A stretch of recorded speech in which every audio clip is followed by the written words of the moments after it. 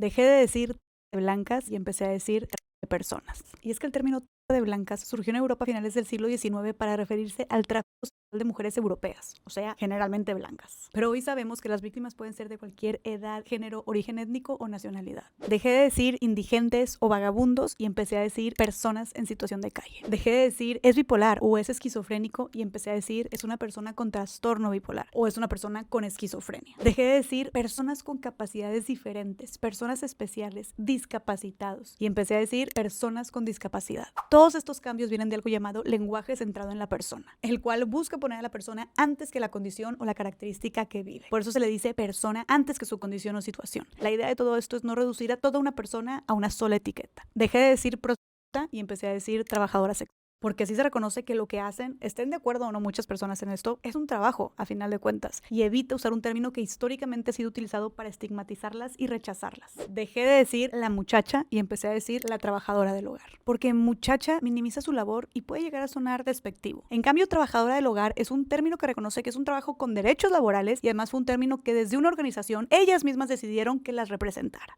Dejé de decir pornografía infantil y empecé a decir contenido de abuso sexual infantil, porque para que fuera debió de haber habido consentimiento para hacer ese material y un niño o niña jamás va a poder consentir un acto así. Dejé de decir los de la basura y empecé a decir recicladores de base, porque no vienen de la basura, trabajan recogiendo y clasificando residuos y este término reconoce su trabajo de una manera mucho más digna y formal. Dejé de decir madres solteras y empecé a decir madres autónomas, porque madre soltera reduce a la mujer a su estado civil, mientras que madre autónoma describe la realidad de quien sostiene la crianza por su cuenta. A lo largo de la historia el lenguaje ha ido evolucionando conforme hemos entendido mejor la realidad. Y al entrevistar en Más Allá del Rosa a tantas personas, organizaciones y especialistas en derechos humanos, pues me di cuenta que tal vez las palabras que usaba no eran las más atinadas. Y definitivamente hoy, después de escuchar tantas historias, pienso muy diferente y por ende también hablo diferente. Y no, aunque muchas personas se puedan no es una tontería, porque las palabras que decidimos usar influyen en cómo pensamos, describen nuestra realidad, influyen en cómo nos relacionamos, lo que reconocemos o no y sobre todo cómo tratamos a los demás. Nombrar correctamente algo ayuda a visibilizar a todas las personas involucradas y sobre todo a entender mejor la complejidad de lo que se está hablando. Y algo que he aprendido también es que cuando haya duda de cómo nombrar algo, hay que estar dispuestos a preguntar y a escuchar cómo las personas quieren ser nombradas. Y no, tampoco somos aquí la policía de la moral del lenguaje, solamente te quiero compartir algo que a mí personalmente me hizo mucho sentido, que se me hace más justo, más digno y sobre todo más humano. Avísame qué piensas de esto y si me hizo falta alguna otra palabra.